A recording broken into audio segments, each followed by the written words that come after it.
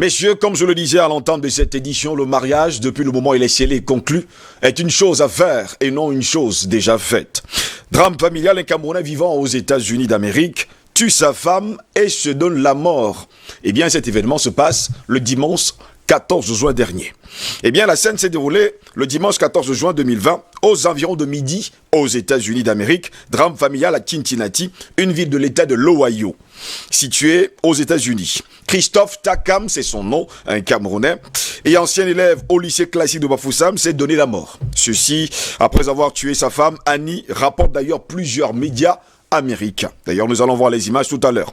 Les circonstances du drame, la scène s'est déroulée le dimanche 14 juin 2020 aux environs de midi, comme je le disais. Le couple laisse derrière eux 3 enfants, dont le plus âgé à 18 ans. Les circonstances de ce drame n'ont pas encore été révélées, mais selon quelques indiscrétions, le couple était en désaccord. Et les tentatives de réconciliation ont été un fiasco jusqu'à ce que Christophe, il faut le dire, commette l'irréparable. L'irréparable, c'était dimanche dernier. D'après dans ces indiscrétions, jusqu'à preuve de contraire, M. Takam est venu au Cameroun chercher sa femme. En venant chercher donc monsieur sa femme, il l'a épousée, il l'a amenée aux États-Unis, payé son billet d'avion et même allé jusqu'à lui payer, il faut le dire, l'école. Quelques temps plus tard, le mariage allait super bien, comme on aime souvent le dire. Ils ont 3 enfants, comme on le disait d'ailleurs. Le premier a 18 ans en cette année 2020.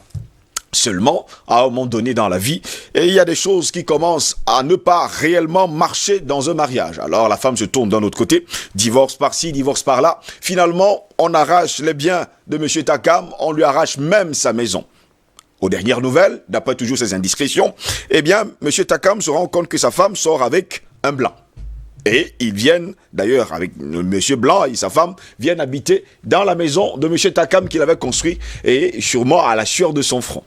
Eh bien, le mec, il va commettre l'irréparable parce qu'il ne va pas du tout accepter cela. D'ailleurs, nous allons regarder cette image, il faut le dire ainsi, le réalisateur nous permet bien. On sortait d'ailleurs les 2 corps, il faut le dire, de la maison, et il y avait, il faut le dire, les badauds qui regardaient justement ces tristes images. On me fait signe d'ailleurs qu'on va le regarder dans un instant ou alors plus tard. Messieurs, voilà la situation actuellement. Voilà les 3 enfants d'ailleurs sur les photos que vous voyez derrière moi. Et on se pose bien des questions. Qu'est-ce qui s'est réellement passé? Patient parfum d'homme, comment est-ce qu'une telle chose peut arriver? Et ce n'est pas la première fois d'ailleurs, pour qu'un Africain tue son épouse aux États-Unis.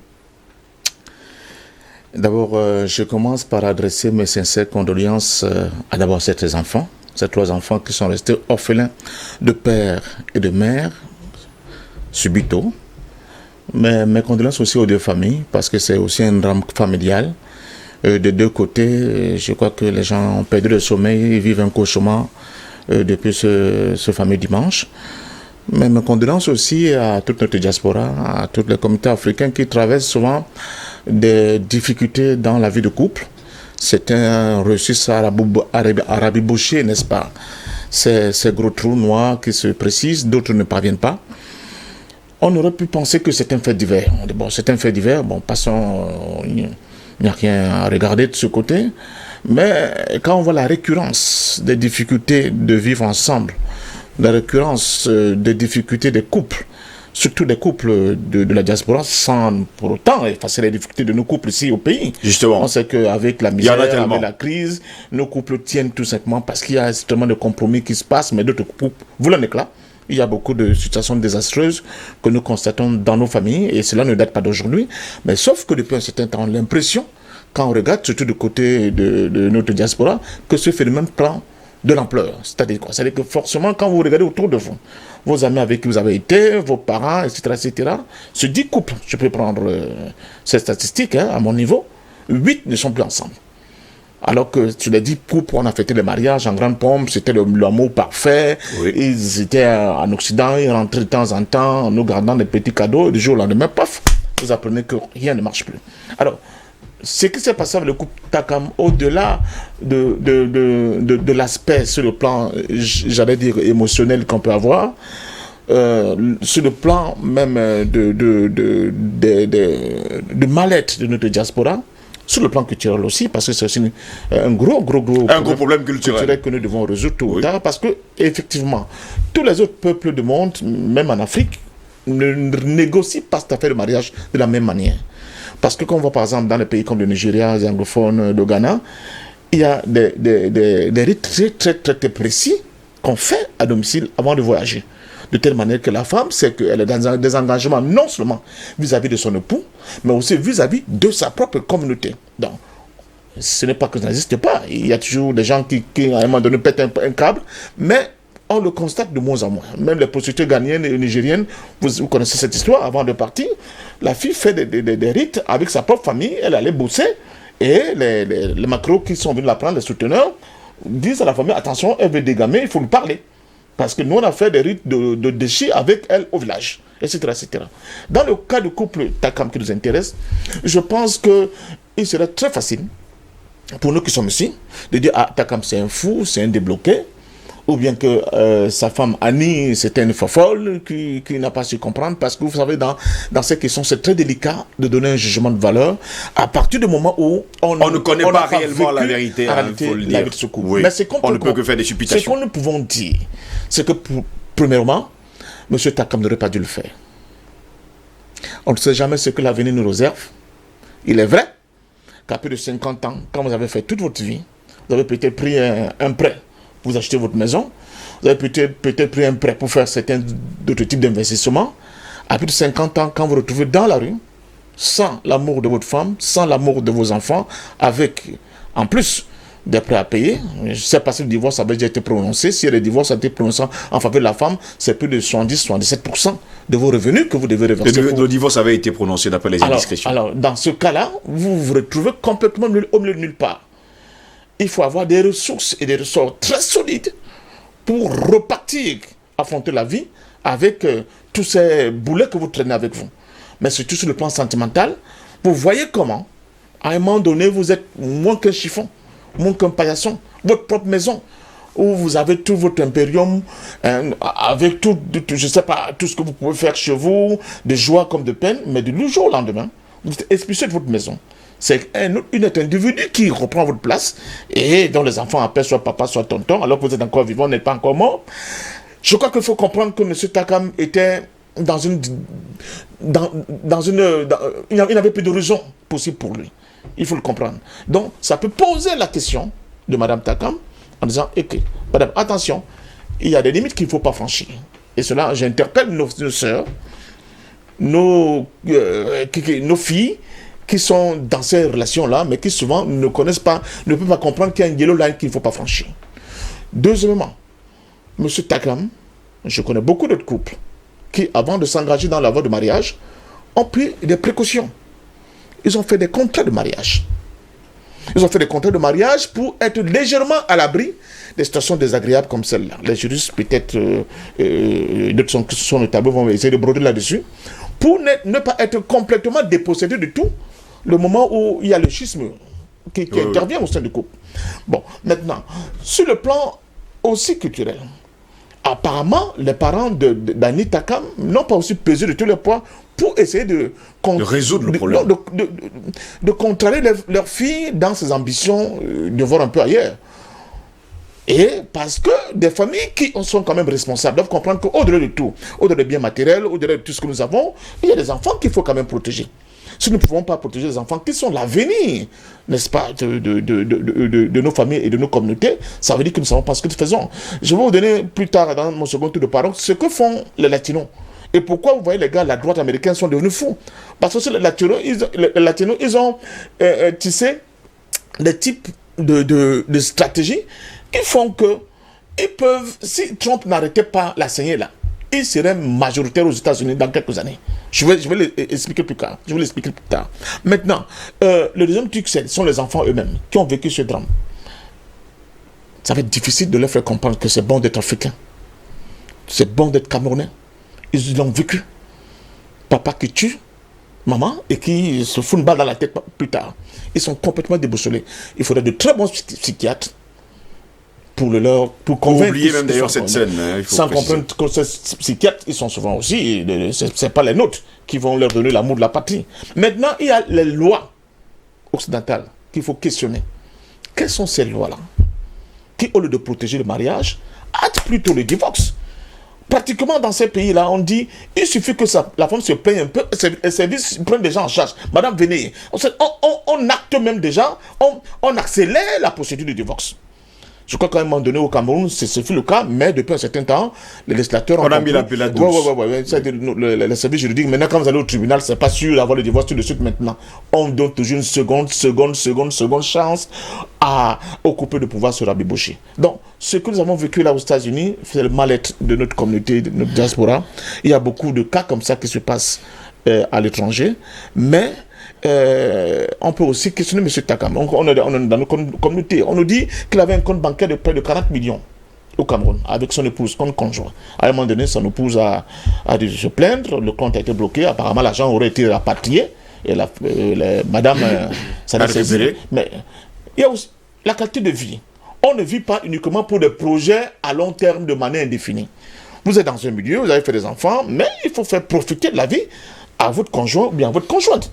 Sinon, ça devient un enfer. Des gens qui bossent comme des dingues, matin, midi, soir, ils n'ont pas une seconde de répit, mais ils n'ont pas aussi des moments de plaisir. Il faut savoir s'octroyer des plaisirs en couple.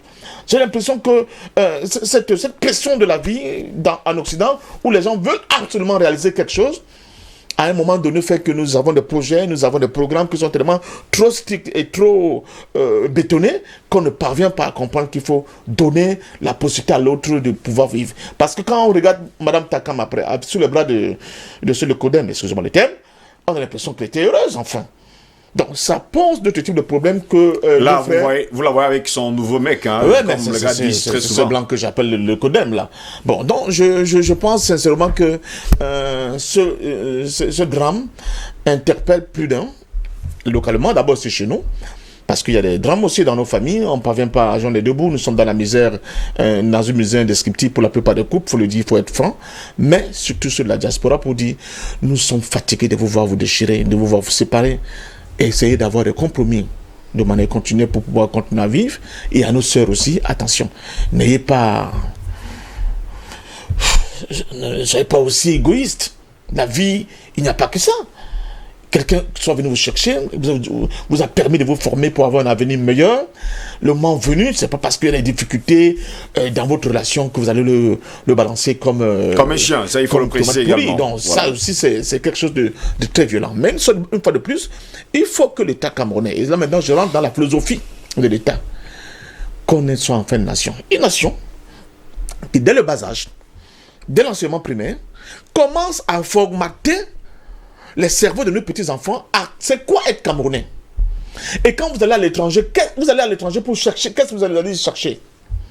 Il faut qu'on comprenne qu'à un moment donné, certaines de nos envies doivent être en dessous du fait que nous devons représenter la nation camerounaise dans toute la complexité de ce que c'est un être humain.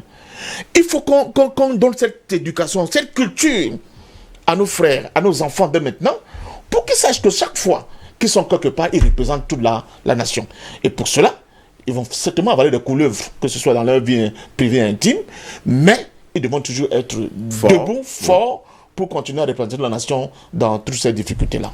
Professeur Assoumbou, il y a quand même un autre problème que les Camerounais, depuis ce drame, sont en train de remarquer, c'est que la majeure partie de nos sœurs, lorsqu'elles vont justement du côté de l'Occident, elles n'ont qu'un seul but, avoir un blanc dans leur vie. Oui, merci M. Ngos, je commencerai... Et comme l'a fait M. Ndom, par adresser mes sincères condoléances aux familles si durement éprouvées, familles au pluriel, parce que le Camerounais, c'est 4 ou 5 familles. C'est plus que ça même parfois. Voilà, parfois plus de 5 familles. Plus de 5 familles. Donc, vous imaginez, c'est un drame qui affecte toutes ces personnes.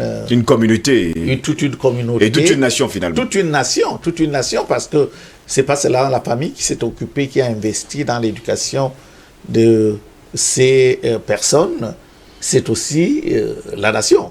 Parce que M. Takam, d'après ce que j'ai appris, était professeur de collège ou de lycée. Il a enseigné au lycée de Panda, je crois, avant de voyager.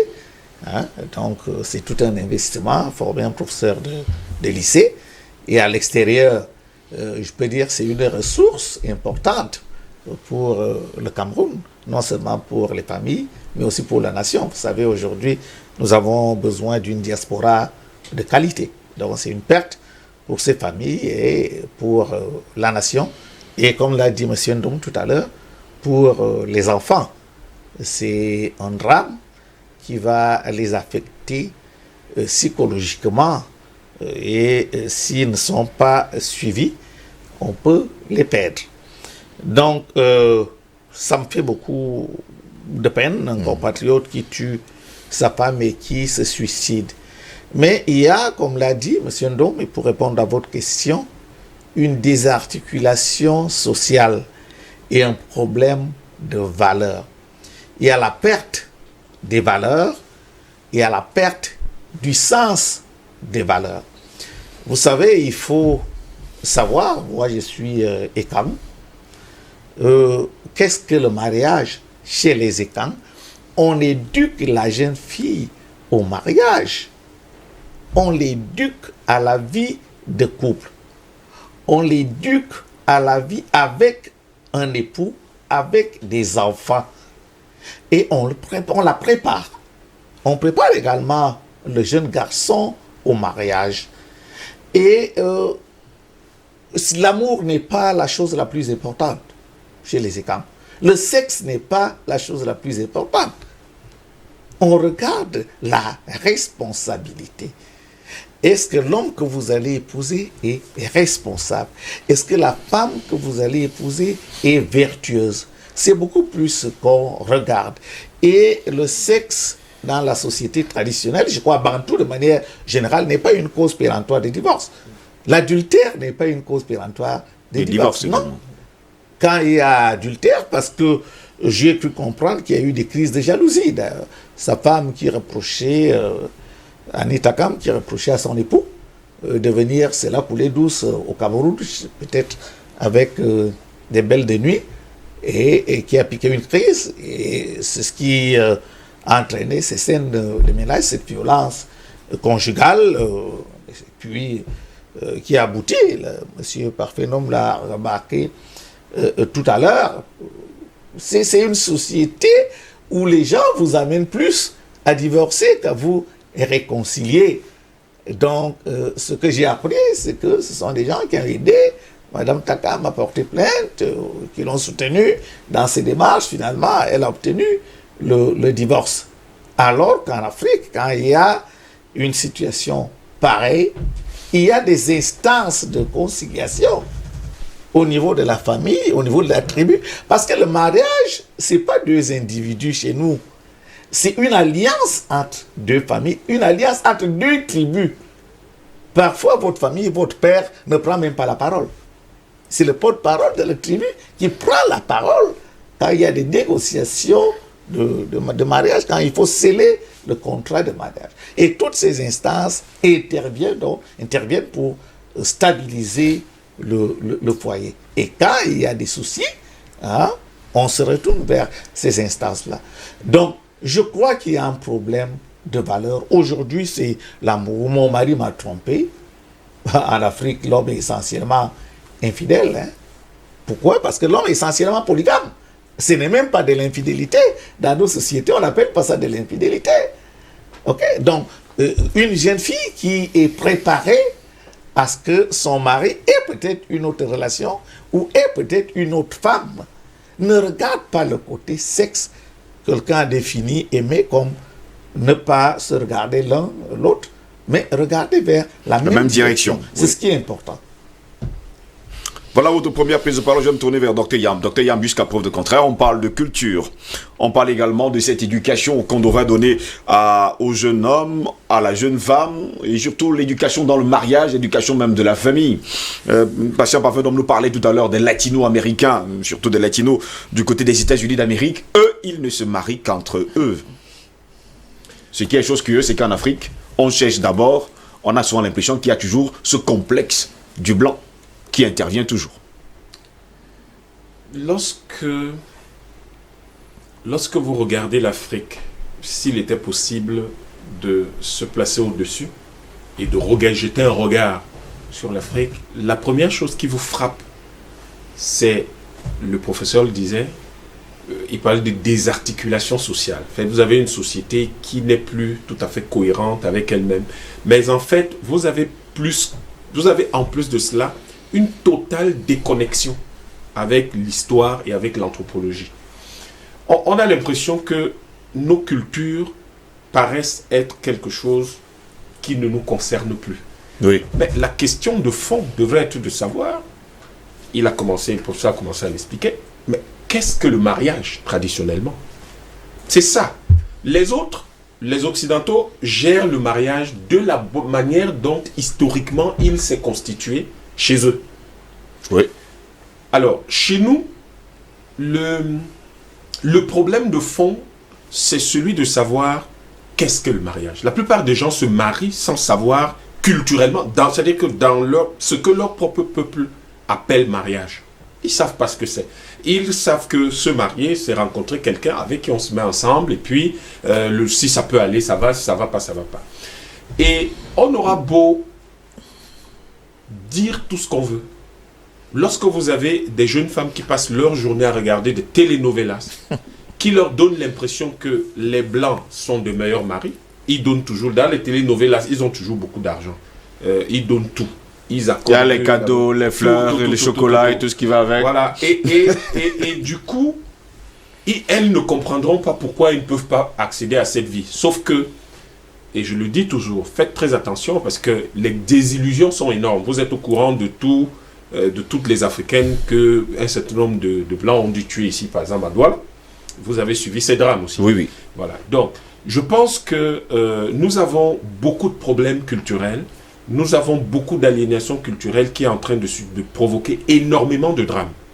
Et ces drames-là doivent être l'occasion d'interroger l'organisation sociale qui se consolide chez nous. Lorsque vous avez également des jeunes gens qui ont le sentiment que, certes, traditionnellement, on ne va pas commencer à compter le nombre de femmes qu'un homme va regarder, mais on demande un certain sérieux à tous les hommes. Mais lorsque vous avez également des jeunes gens qui ont le sentiment qu'ils doivent à la fois avoir une femme qui est dans leur foyer, mais en même temps se donner toutes les libertés à l'extérieur, il y a un problème culturel de fond. La vérité, c'est que traditionnellement, même lorsque un homme décidait d'avoir des relations extra-conjugales, c'était des choses tellement discrètes que la plupart du temps, très peu de personnes étaient au courant. Pourquoi? Parce que ce qui, au fond, est important dans nos familles traditionnellement, c'est que ne l'oubliez pas, ce sont des sociétés pour la plupart matriarcales. Donc, le respect des femmes est sacré. Le respect des femmes est sacré. Les problèmes de fond qui viennent encore, ou qu'on peut regarder, qui minent nos sociétés, c'est que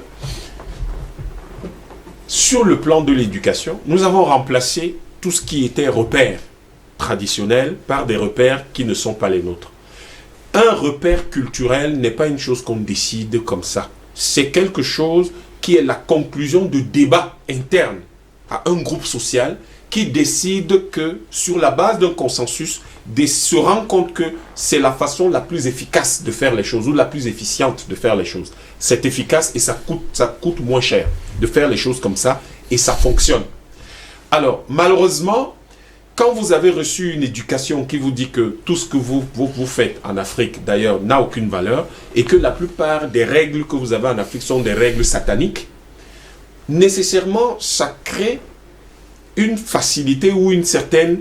ça pousse les gens à se dire que c'est l'autre modèle qui est bon.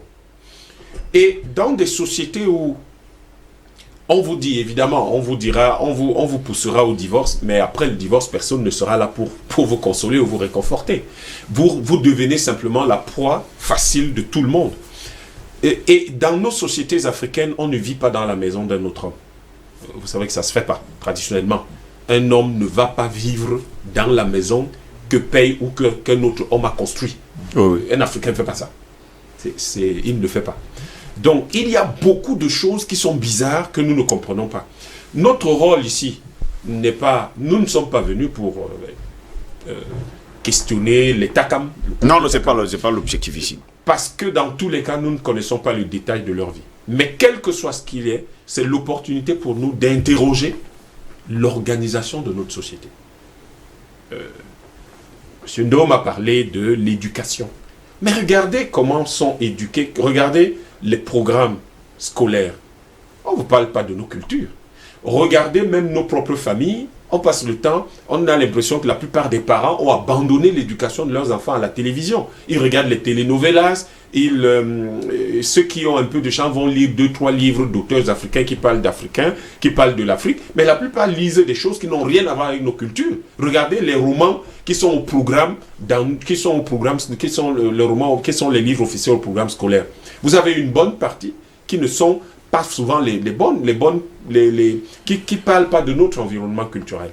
Et cette distanciation, cette déconnexion de notre histoire et cette déconnexion de nos valeurs, cette perte du sens de nos valeurs, fait parce que si vous ne pratiquez pas ces valeurs au quotidien, vous finissez par en perdre le sens. Beaucoup de gens vous parlent de certaines de nos valeurs, mais ils ne savent même pas de quoi ils parlent. Parfois, vous vous demandez, mais de quoi ils parlent? Il ne sait même pas de quoi il parle. Donc, on a complètement perdu le sens de nos valeurs et on se retrouve dans une vie qui n'est ni tout à fait la vie des Occidentaux, ni tout à fait la nôtre.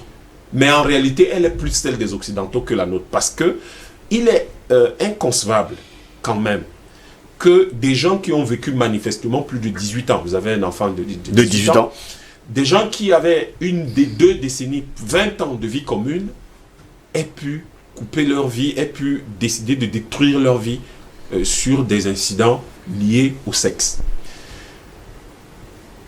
Je pense que si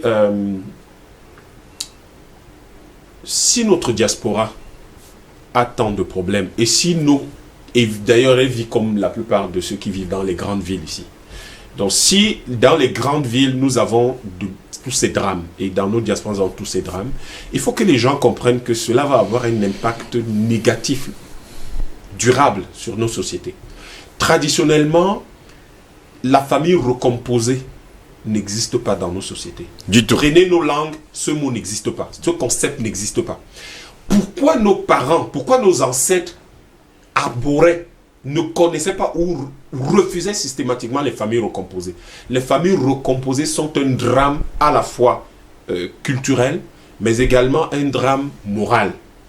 Parce que vous vous retrouvez avec des gens qui viennent d'ailleurs, qui répondent en fait d'autorités autres, qui sont extérieures à la cellule familiale. Oui. Comment vous allez pouvoir harmoniser tout cela? Première chose. Deuxième chose, ce qui est important dans une famille, ce n'est pas vous, les parents, c'est les enfants. Ce sont les enfants qui sont importants. En fait, c'est l'objectif. Nous faisons comme si nous, les êtres humains, nous ne sommes tout simplement pas des êtres naturels, comme si nous n'appartenons pas à la nature. Non, nous appartenons à la nature. Le premier objectif de la vie en commun, c'est la pérennisation de l'espèce. Ce n'est pas notre bonheur, ce n'est pas notre plaisir quotidien. Parce que ce plaisir, d'ailleurs, est ponctuel. Mais l'espèce doit être pérennisée. Mais vous pérennisez l'espèce comment? Vous pérennisez l'espèce en donnant tout en mettant tout et en ayant pour unique objectif majeur, le bonheur et la sécurité de vos enfants. C'est ça qui nous manque aujourd'hui. Et je crois que lorsque vous vivez dans des sociétés permissives où on pense que les gens ont la liberté de tout faire, pour autant que ce soit leur décision, en fait, vous créez une telle fragilité dans la cellule familiale qu'on se retrouve dans ce genre de drame. Je ne voudrais pas... j'ai vu beaucoup de commentaires, des réseaux sociaux, dans d'autres médias d'ailleurs. Je voudrais que les gens collent la paix à cette famille, qu'ils arrêtent de la juger. Je voudrais que les gens se demandent simplement, la société que nous sommes en train de construire au Cameroun, avec tant de conflits, avec tant de violence, avec tant d'agressivité, avec tant d'impatience, avec tant d'impulsivité, tant d'intolérance, est-ce que nous n'avons pas le sentiment que, en grande partie, c'est cette société-là qui est responsable du drame que nous avons vécu aux États-Unis? Parce que les gens se dédouanent en pensant que c'était ce couple-là, que c'était eux. Mais ces gens-là ne sont pas partis du Cameroun ayant 2 ans. Ils sont partis de ce pays étant des adultes.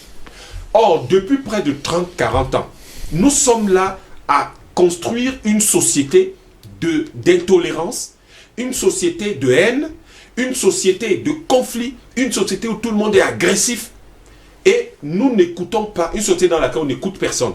On ne prend conseil auprès de personne, on pense tout savoir, on est tellement sûr, mais tout le monde est toujours en train de vivre dans des difficultés incroyables.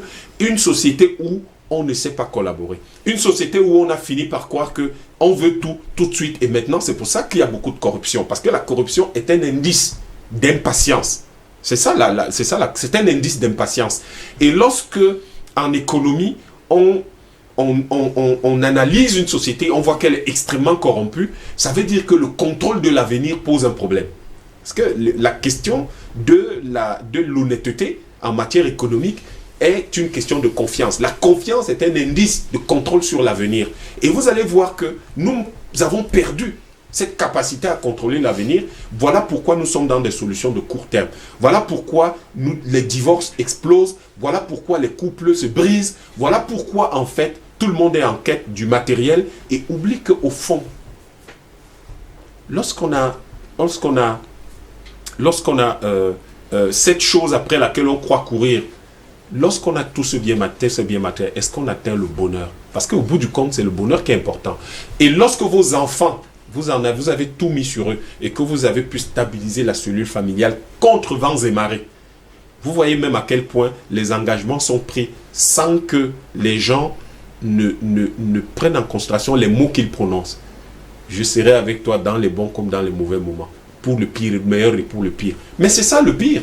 C'est ça le pire. Et si vous n'êtes pas capable d'affronter, c'est votre capacité à affronter le pire qui permet d'évaluer votre capacité, en fait, à votre sincérité dans la relation dans laquelle vous vous engagez. Et donc, au bout du compte, je voudrais chuter par là.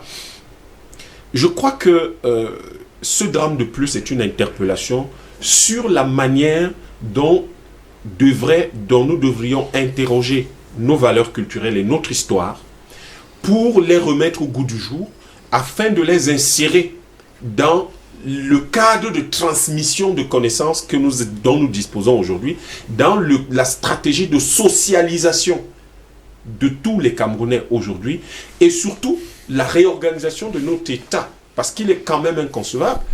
Je n'ai pas entendu, je ne sais pas si ça s'est fait, mais je n'ai pas eu l'impression d'avoir lu quelque part que notre ambassade, maintenant je ne sais pas s'ils étaient encore camerounais de nationalité, mais quoi qu'il en soit, s'ils l'étaient, je n'ai pas entendu que notre ambassade dispose de services sociaux qui permettent de suivre les Camerounais à l'étranger pour que dans le cas où ils ont ce type de problème, qu'ils puissent bénéficier, comme cela se fait traditionnellement, de l'encadrement qui permet d'apaiser les cœurs et de pouvoir sauver la famille. La famille entre un homme et une femme est le modèle naturel de la vie et est le seul cadre qui permet de lever convenablement et de façon harmonieuse et dans la paix des enfants.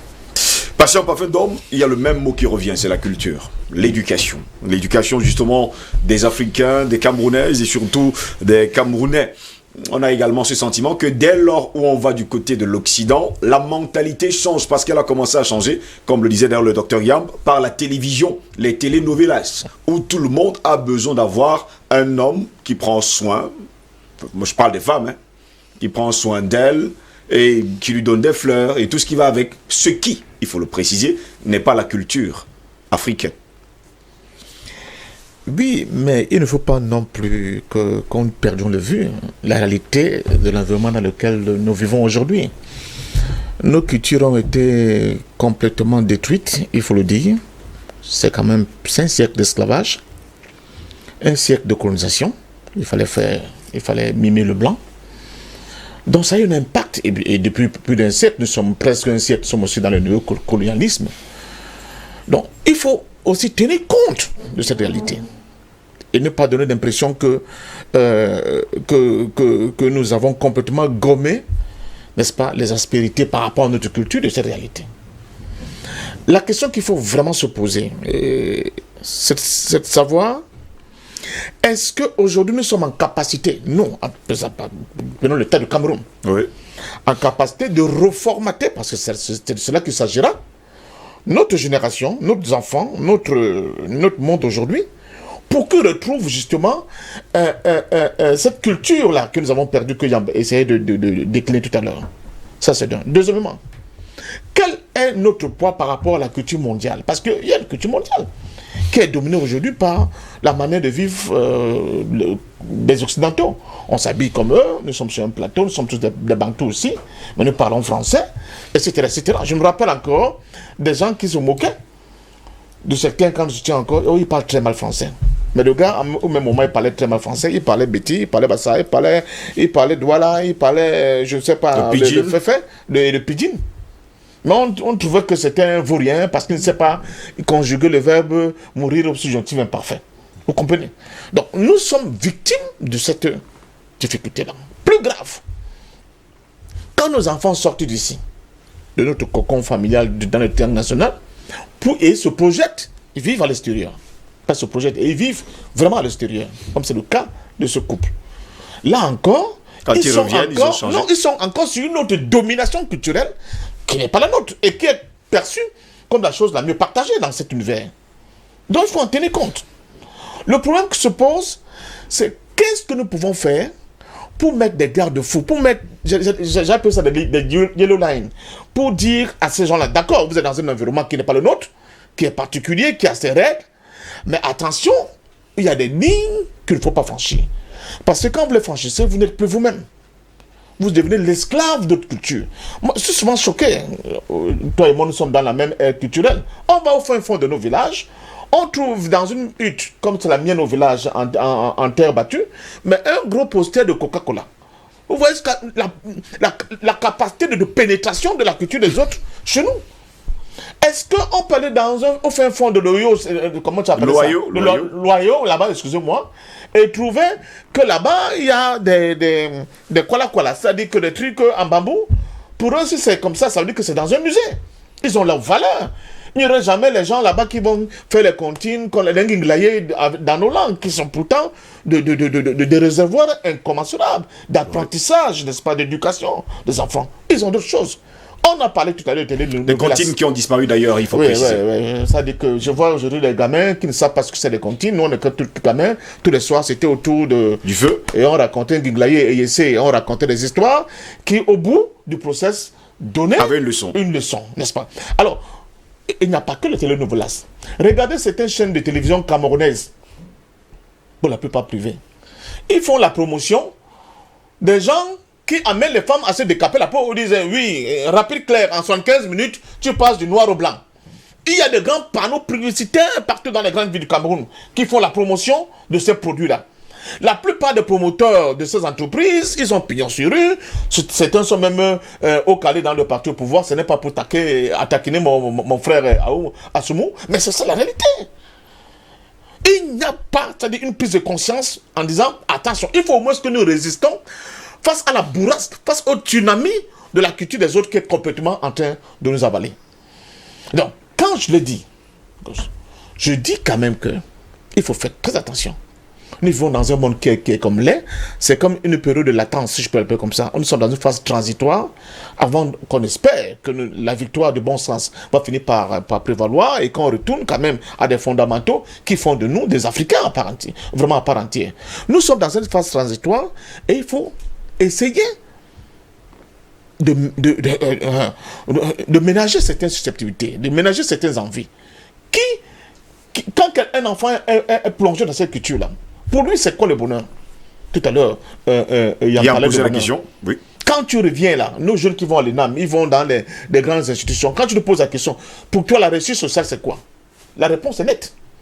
C'est d'avoir plusieurs duplex, on ne sait pas combien il va les avoir un parc automobile à ne plan fini, avoir une dame qui accouche, chaque fois que madame doit faire un geste, on paye le billet d'avion, on prend les visas, c'est pour aller faire le bébé doit naître là-bas, pour que cet enfant profite de la nationalité du pays où la femme, madame va accoucher, etc., etc.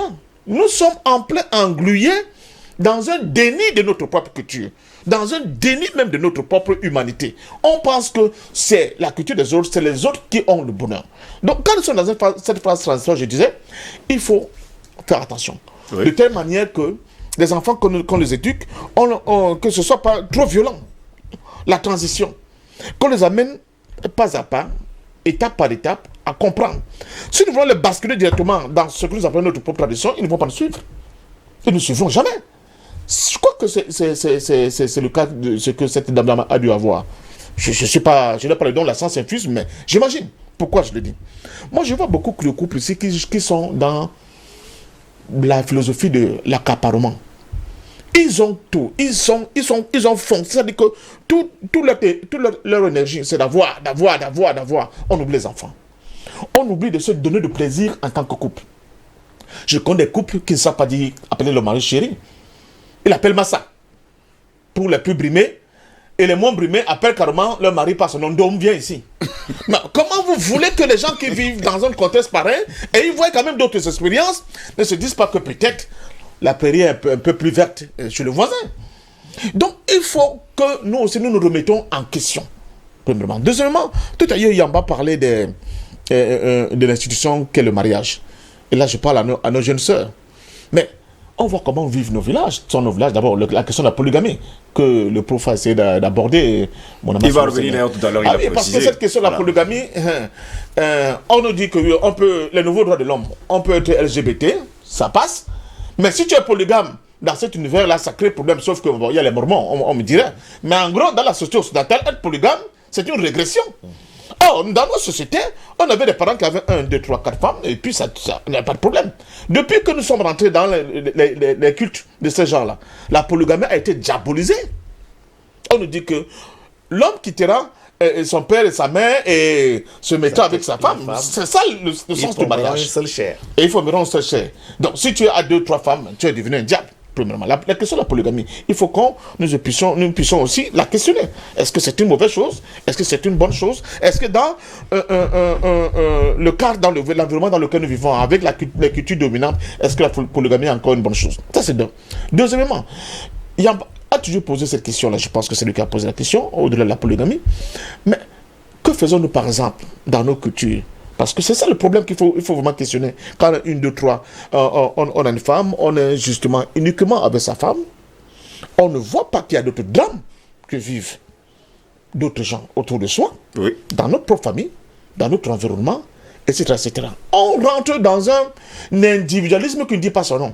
Au point où, chaque fois que maman vient chez moi, et que je dis à mon épouse, maman est venue, mais il faut qu'on la raccompagne un peu bien au village. Elle commence à poser ses propres problèmes que, ben oui, toi, tu es tout le temps en train de parler de ta mère, tu oublies que moi-même j'ai mes propres problèmes. Vous voyez comment on n'a pas de désarticulation, mais moi je dis de délitement de cette culture. Elle n'existe plus. Elle n'existe plus. Il faut la reconstruire, ça demandera du temps. Pour que cette reconstruction soit efficace, il faut que l'État se saisisse de ce problème. On me dit qu'il y a les trucs les services sociaux. Mais nos services sociaux n'existent que quand l'un des conjoints va se plaindre. On ne voit pas les services sociaux dans l'encadrement, justement, n'est-ce pas, de foyers. Les foyers ont des problèmes. Tout à l'heure, il en parlait de la corruption. Je parle aussi maintenant de la grande paupérisation. Un parent investit sur sa fille. Il met tant d'années, souvent, c'est le seul investissement qu'il fait, parce qu'il n'a pas de moyens. La fille reçoit plus ou moins, elle se retrouve de l'autre côté, elle se met avec un conjoint, et le conjoint lui dit, bon, maintenant, c'est seulement ici que ça se joue, hein. Laisse-moi te parler de tes parents. La fille a été agrandie comment?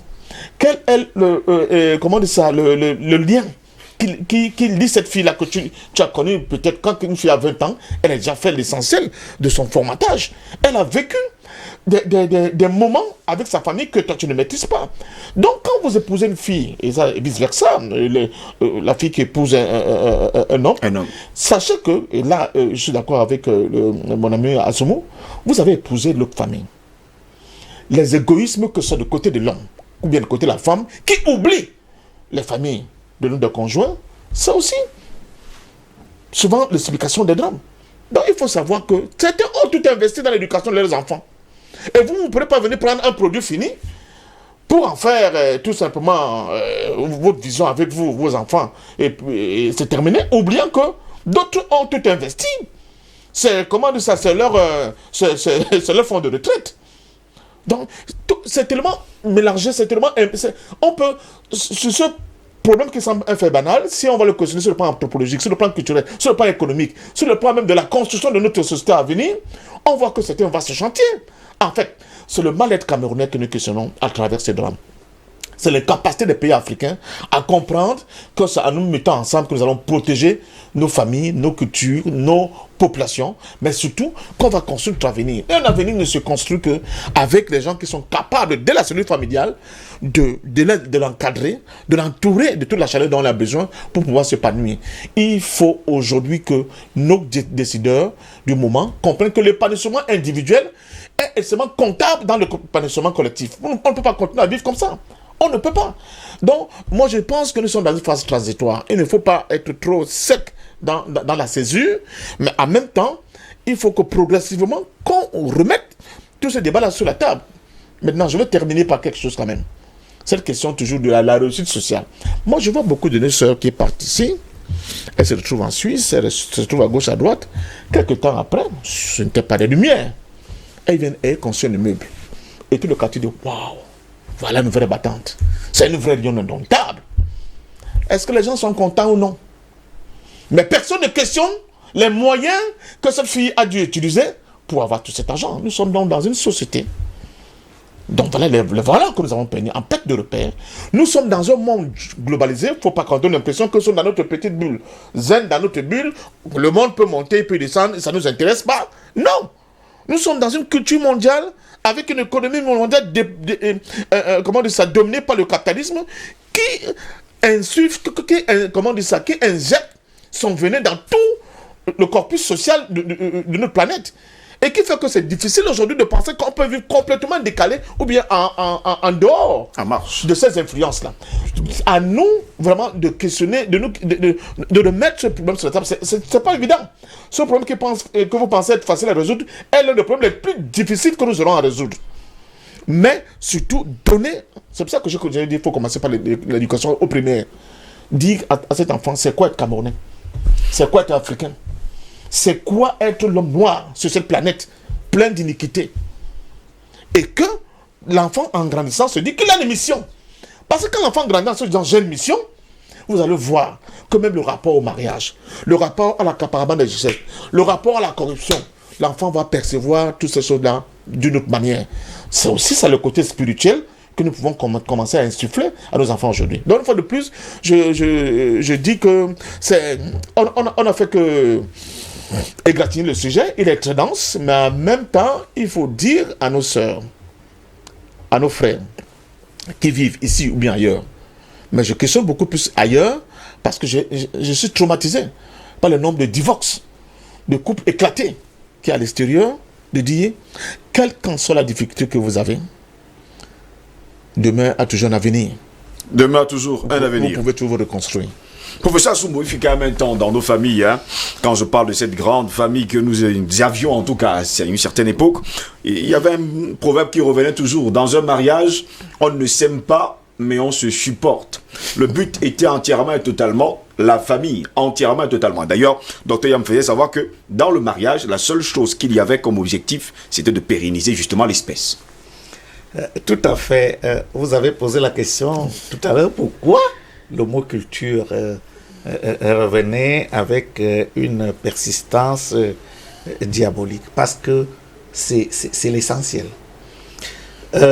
Mon maître, le professeur Taradje, disait nul ne peut se développer avec des valeurs d'emprunt.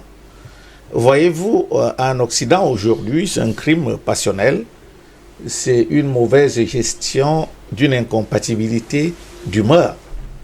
Mais pour nous, c'est une famille qui vole en éclats. Oui. Ce sont des êtres humains qui meurent d'une manière tragique parce qu'ils n'ont pas pu donner un sens à leur vie, ils n'ont pas pu donner un sens à leur vie de couple, ils n'ont pas pu donner un sens à leur vie de famille. C'est beaucoup plus cela. Quand vous voyez les agissements de Madame Takam, son mari vient au Cameroun, il se la coule douce. Et puis c'est sûr que 24 heures sur 24, ok, elle a mis des caméras derrière.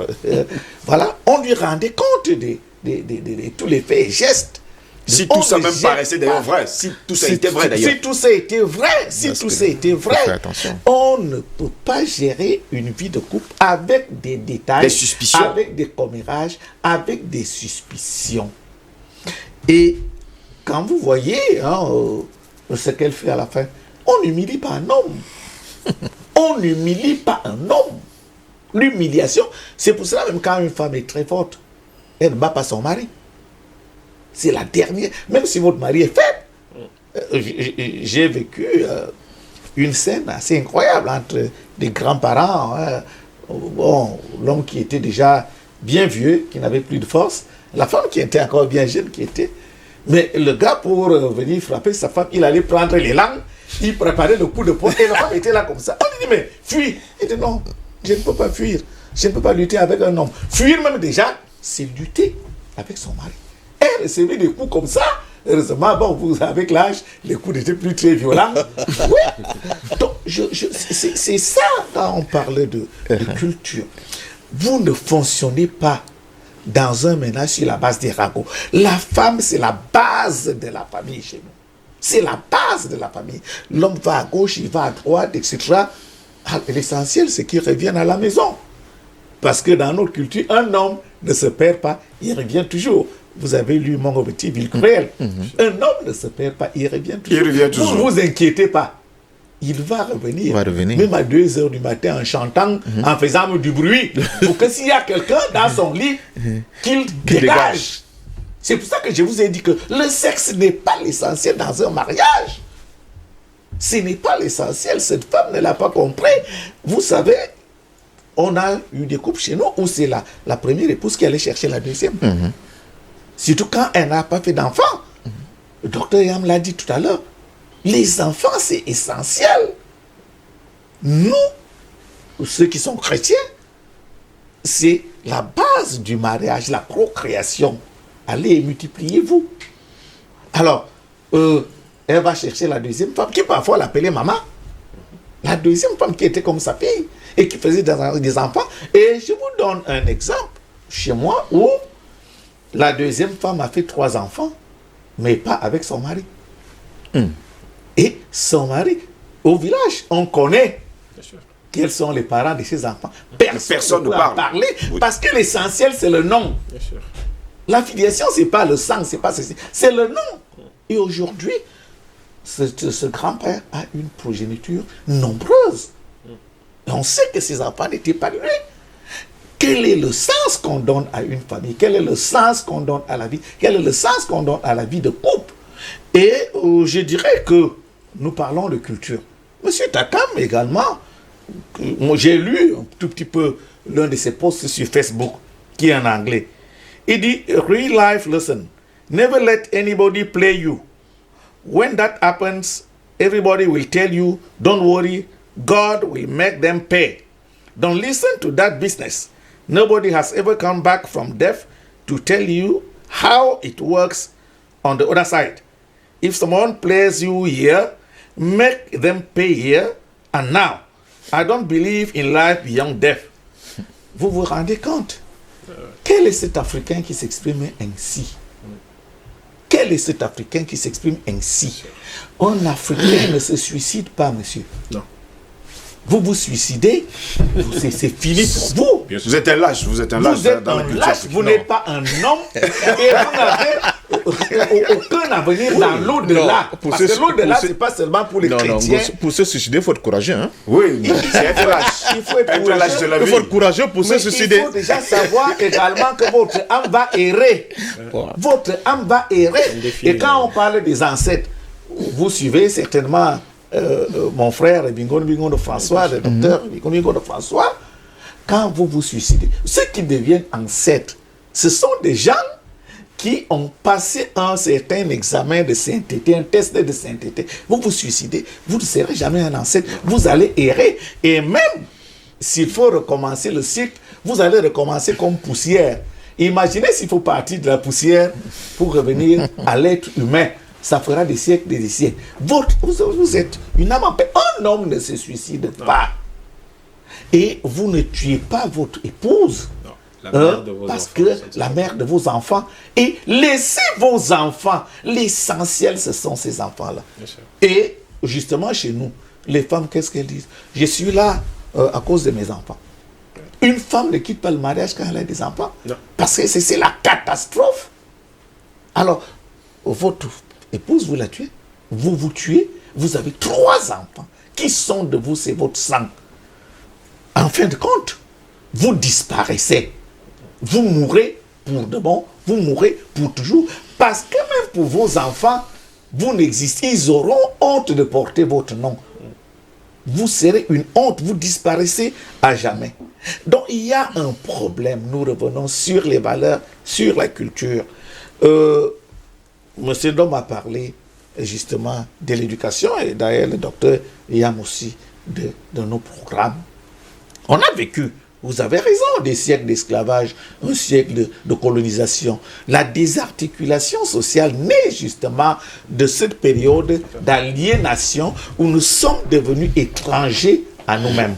C'est ça l'aliénation, vous devenez étranger, et l'Afrique est devenue aujourd'hui une poubelle culturelle. Chacun vient jeter ses déchets culturels, et ces déchets culturels, curieusement, sont prisés. Vous avez parlé de novellas et de toutes ces histoires qui sont en train d'aliéner le bonheur dans le mariage. D'aliéner, oui, le bonheur dans le mariage. Je t'aime, je suis fou de toi, je suis machin. Ce n'est pas ça. J'ai dit tout à l'heure, la définition de l'amour chez nous.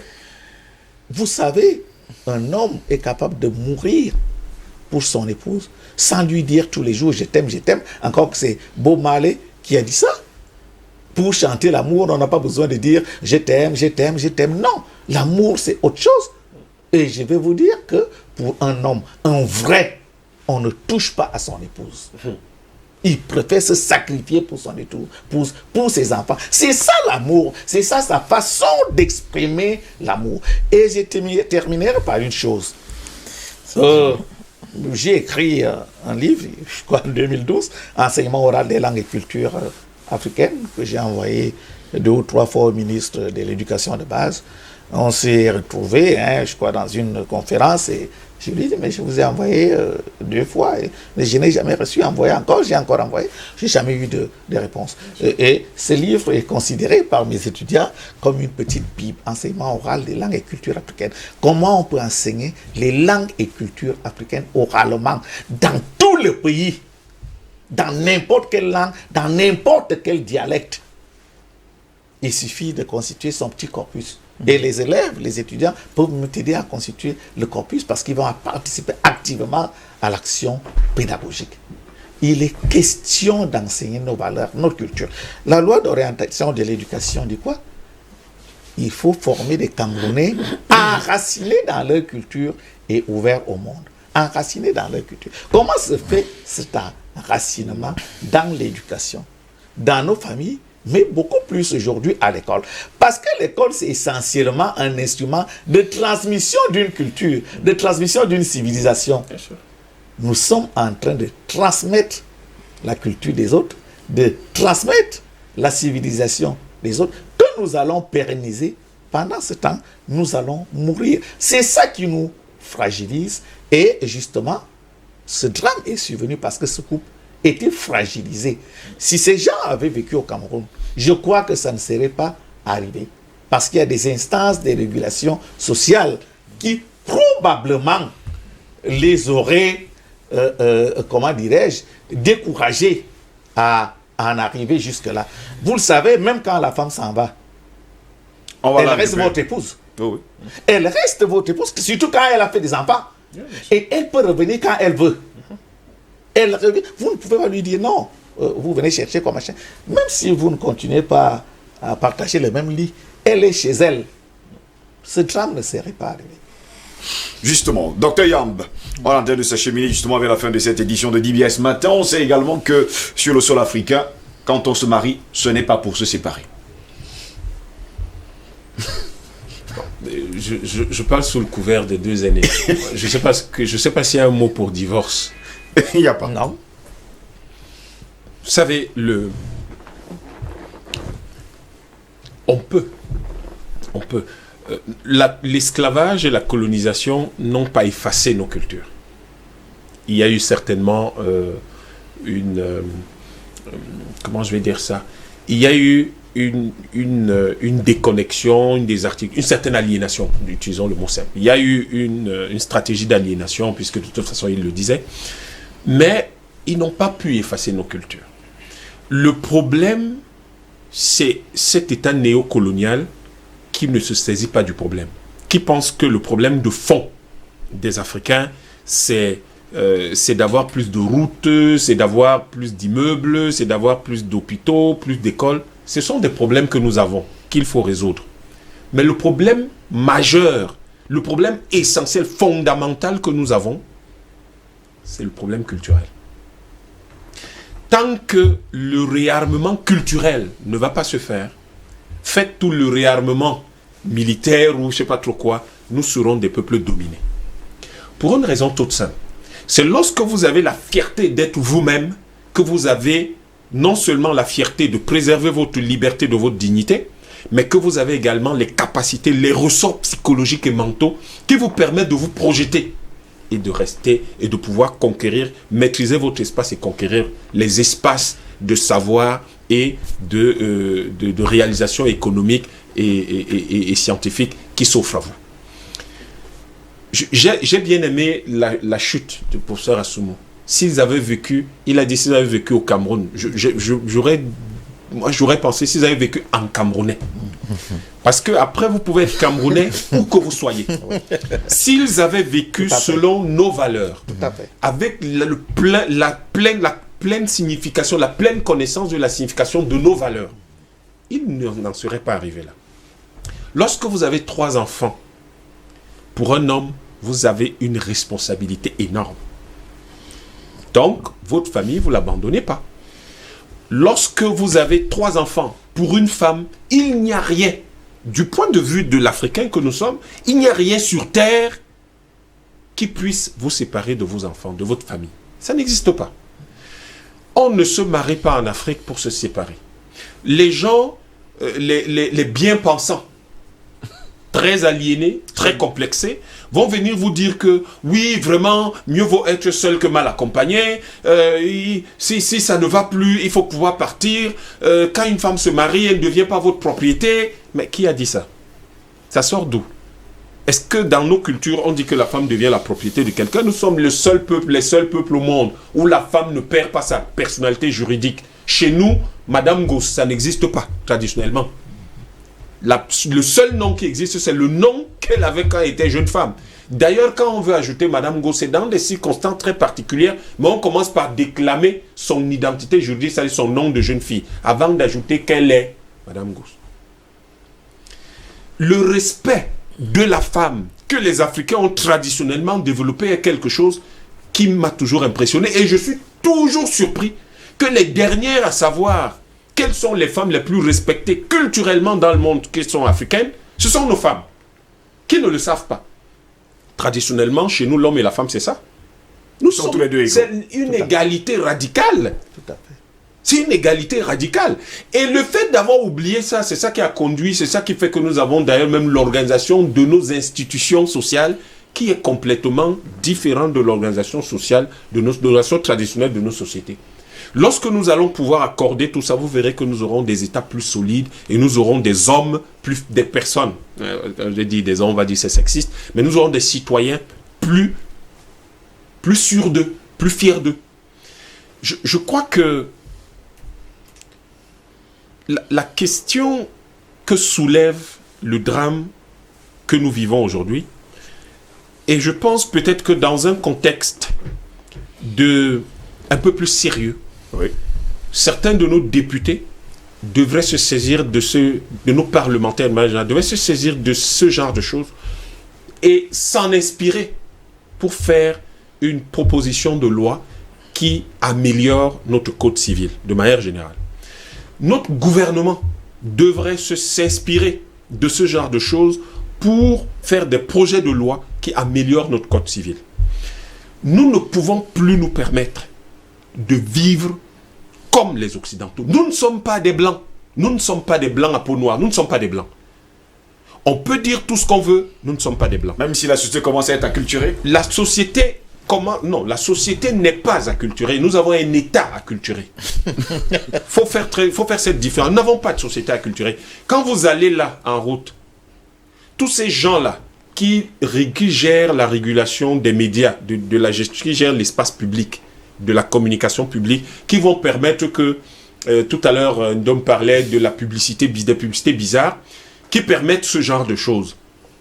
Les mêmes gens, quand il faut qu'on vienne épouser leur fille ou qu'eux-mêmes aillent se marier, ils n'ont jamais changé les règles traditionnelles. Ils ne les changent pas. Ils n'osent pas. Donc c'est notre État qui est un État aliéné, c'est un État acculturé, alors que le peuple, en réalité, le peuple essaie de s'accrocher autant qu'il peut à notre culture. Mais notre État, lui, étant acculturé, malheureusement ne l'aide pas. Un peu comme un noyé, quelqu'un qui se noie et qui essaie de s'accrocher à la vie, à un radeau. Malheureusement, vous ne faites rien pour qu'il monte sur le radeau. Vous ne faites que l'enfoncer. En fait, c'est la situation dans laquelle nous sommes. Notre défi le plus urgent et le plus important, c'est le défi du réarmement culturel. Et ce n'est pas compliqué. C'est parce que la culture n'est pas l'affaire des individus. La culture est l'affaire des groupes et de l'État, in fine. Parce que le pouvoir, la puissance publique, quand elle se met en branle, vous n'avez pas le choix. Je vous prends un exemple. Imaginez un seul instant qu'à compter de maintenant, on dise plus de telenovelas à la télé. Ce n'est pas vous qui en décidez, c'est l'État. Qu'on dise on ne veut plus les films qui font la promotion de l'homosexualité. Toutes les séries qui passent sur tous les bouquets de télévision ne font que ça. Il y a toujours plein de PD. Ah oui, donc à dire que je suis pas politiquement correct, je m'en fous. D'ailleurs, la loi est contre cette affaire. Je crois qu'il y a une loi qui interdit cela. Donc, que les gens soient contents, ça, vraiment sur ce type de questions, des questions de principe, je m'en fous. C'est votre droit, c'est votre droit. Voilà. Donc, il faut que l'État, ce n'est que l'État qui peut interdire ce genre de choses. Il faut que l'État interdise toutes les séries qui donnent le sentiment que les femmes peuvent quitter leur foyer à tout moment, que les hommes, eux aussi, peuvent à tout moment se permettre toutes les divagations qu'ils veulent. Il faut qu'on rappelle aux gens que quand vous vous suicidez, vous n'avez plus de droit dans notre société. Vous n'avez aucun souvenir, aucune mémoire. Vous n'avez même pas le droit à une sépulture. Aucun enfant ne portera plus jamais votre nom. C'est ça la culture. C'est ça, chez nous. Quand vous vous suicidez, vous dites que vous n'êtes plus un être humain. Parce que traditionnellement en Afrique, vous n'avez pas le droit d'être désespéré. Pourquoi vous désespérez? Pourquoi est-ce que vous désespérez? Un homme qui a perdu de l'espoir n'appartient plus à l'humanité. Voilà ce que disent les Africains. Vous n'avez pas le droit de perdre espoir. La facilité avec laquelle les gens pensent que c'est le confort matériel qui fait le bonheur est quelque chose de sidérant. Mais dans ce cas, tous les riches devraient être heureux. Vous avez le sentiment que tous ceux qui sont riches sont heureux? La chaleur d'une maison, la douceur de l'entente dans un foyer, la beauté du sourire, de la tolérance, de l'écoute dans un couple. Est-ce que ces choses-là s'achètent? Non, du tout. Je crois que nous avons perdu le sens des réalités parce que, évidemment, nous avons cet attrait pour les autres, pour l'autre culture qui est forte, qui nous séduit. Évidemment, que Coca-Cola arrive au fin fond de nos villages, c'est parce qu'il y a des circuits financiers qui le permettent. Et c'est ce circuit financier, c'est ça, l'une des thèses centrales de Tunjang Pwemi. Et l'une des démonstrations les plus rigoureuses et jamais remises en question jusqu'aujourd'hui, c'est que la culture suit le circuit financier. Et l'une des meilleures façons de briser ces circuits financiers qui nous aliènent, c'est par exemple d'avoir notre monnaie. Et lorsque nous pouvons avoir notre monnaie, nous créons donc en interne quelque chose qui est un circuit financier national qui est fermé au circuit financier extérieur. Et c'est ce type d'organisation qui porte la créativité interne et qui permet à une société de se restructurer et de se réorganiser, de se ressourcer dans ce qu'il a de fondamental. Le réarmement culturel dont je parle, et qui pourrait, et j'en suis certain, nous éviterait de tels drames. C'est-à-dire qu'aujourd'hui, vous n'imaginez pas à quel point l'Amérique se délecte de ce genre de choses. C'est une honte. Pas seulement pour le Cameroun, mais pour tous les Noirs. Après le drame de George Floyd, mais vous pensez que l'Amérique dit quoi? Mais regardez-les. Regardez-les. Ils sont là à nous pointer du doigt, à dire qu'on a tué George Floyd, mais regardez comment eux-mêmes ils se comportent. Voilà la honte, l'opprobre jeté sur nous. Pourquoi? Simplement parce que nous avons cédé le pas et nous pensons que vivre comme les autres est la meilleure façon de faire. Quelle est la personne qui pousse Madame Takam à aller porter plainte? C'est sa patronne. Sa patronne est quoi? Elle est noire. Et donc, du coup, en fait, nous avons une telle facilité à écouter les autres. Pourtant, elle n'a pas écouté ceux de sa famille qui voulaient la réconcilier avec son mari. Mais elle a écouté quelqu'un d'autre. Ce n'est pas facile de la comprendre. Mais elle est dans un environnement elle était dans un environnement avec tellement de pression de cet environnement qu'elle a cédé en fait. Et elle a cédé à cet environnement parce que les ressorts culturels ne lui ont pas permis d'y résister. Et donc, oui, allons-y. C'est là où on interpellera l'État. On dira tout ce qu'on voudra, mais on arrivera toujours au bout du compte à l'État. La question de l'enracinement culturel qu'évoquait le professeur Assou. Mais cet enracinement culturel, c'est probablement le bout de phrase le plus important de toute l'architecture juridique de ce pays. L'enracinement culturel. Pourquoi? Parce que si aujourd'hui, nous vivons exactement comme nos grands-parents, nos ancêtres, on n'aurait pas ce genre de choses. Beaucoup de nos femmes aujourd'hui, beaucoup de nos filles aujourd'hui vont vous dire « Ah, nos parents, nos grands-parents, ils tapaient nos femmes. » Qui vous a dit ça? Quand vous regardez nos quartiers là, les hommes tapent leurs femmes tous les jours, 46% des Français battent leurs femmes. Est-ce que vous le savez? Mais ils ne vous le diront pas sur leur chaîne de télévision. Mais 46% battent leurs femmes. Vous avez au moins une femme qui décède chaque heure en Europe du fait des violences conjugales. Oui. Vous en avez les mêmes choses ici? Vous avez l'impression que c'est ça qu'on vit ici? Pourquoi est-ce que nous, les Africains, nous ne pensons pas que nous avons des valeurs qui sont bien meilleures et qui préservent mieux la vie? Ces valeurs demandent beaucoup de courage. Parce que pour pouvoir supporter, pour affronter le pire du mariage, vous devez avoir beaucoup de courage. Et il n'y a rien de plus admirable que le courage des hommes noirs.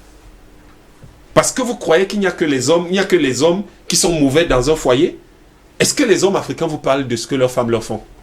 Ils ne vous en parlent jamais. Pas du tout. Ils ne vous en parlent jamais. Pourquoi ils n'en parlent pas? Parce que c'est ça les Africains. Parce qu'un homme doit toujours couvrir sa famille, protéger sa famille. Et la première protection que vous assurez à votre famille, c'est de ne pas en parler. Merci, messieurs. Patient Parfum d'Homme, il y avait également le fait qu'on avait des tribunaux coutumiers, traditionnels, même des tribunaux familiaux, que lorsqu'il y avait un problème dans un couple, tout de suite, si on n'avait pas écouté la maman, on n'avait pas écouté le papa, on écoutait le beau-père ou la belle-mère. Dans le cas contraire, on créait immédiatement un tribunal pour justement résoudre le problème. Oui, mais tout à l'heure, je pense que nous avons posé on a 5 minutes. Oui, le problème sur la table.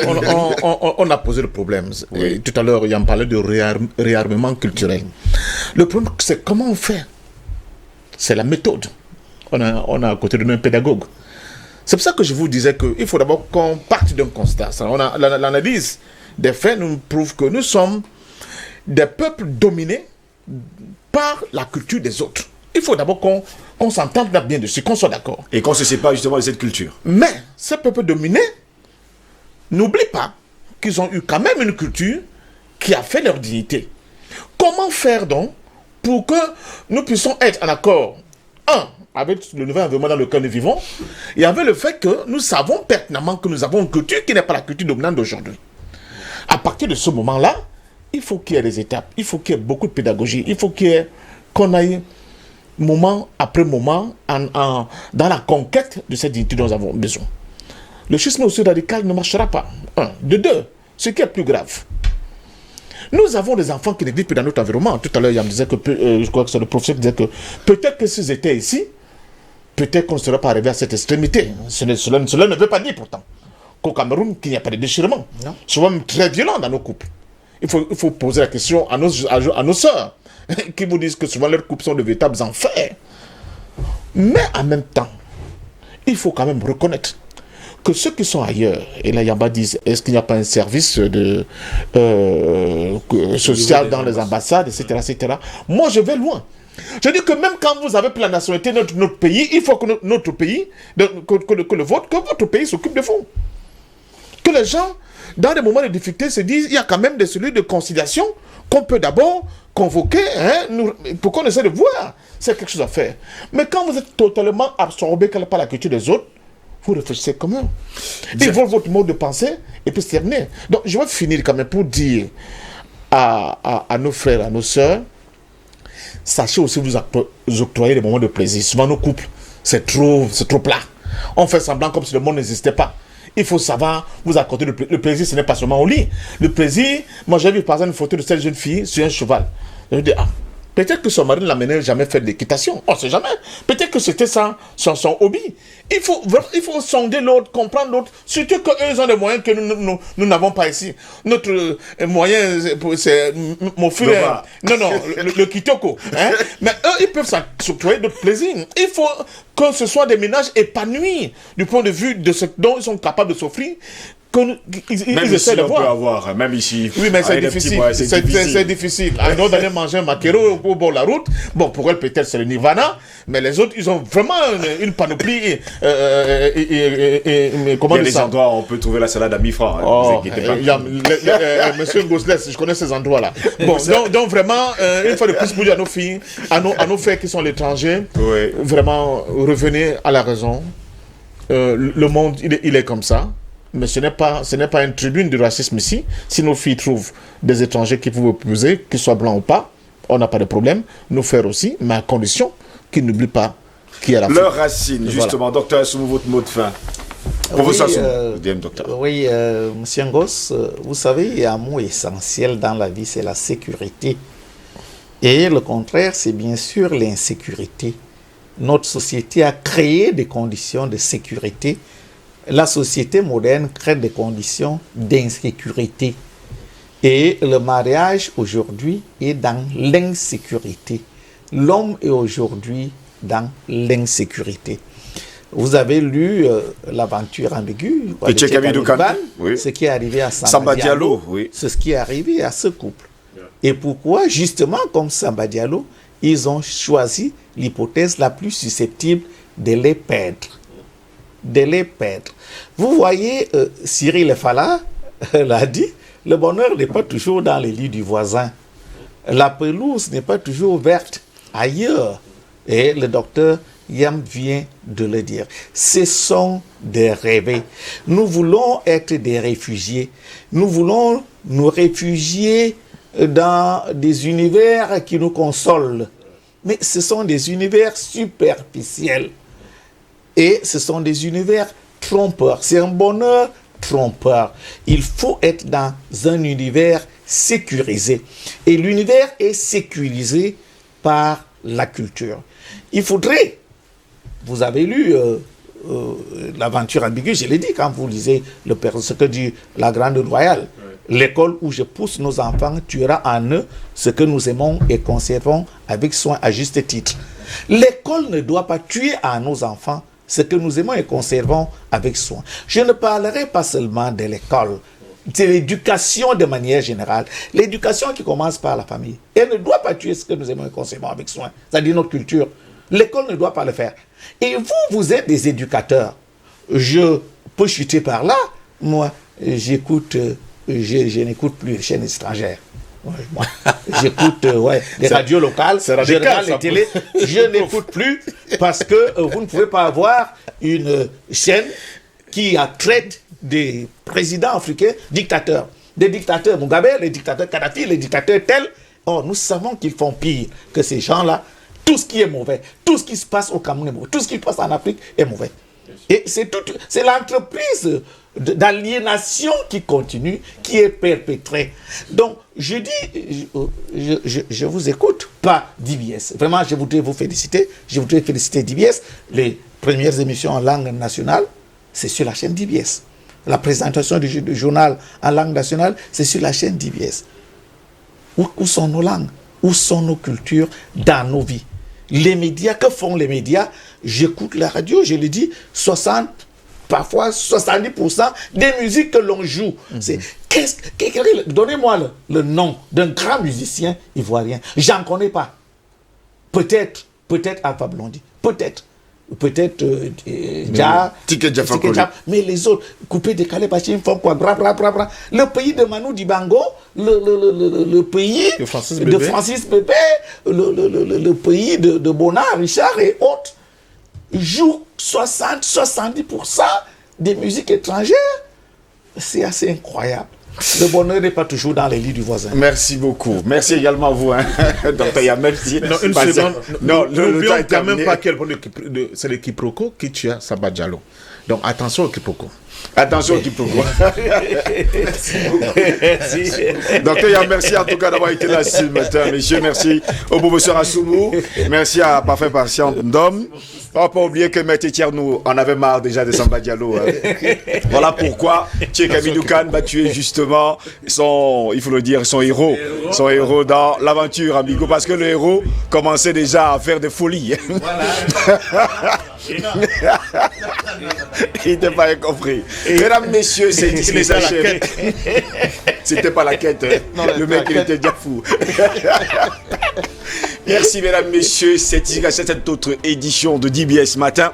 Dans la bonne humeur, c'est comme ça également tous les matins. N'oubliez surtout pas, le mariage, depuis le moment où il est scellé et conclu, est une chose à faire et non une chose déjà faite. À demain, si peut à Dieu. Au revoir.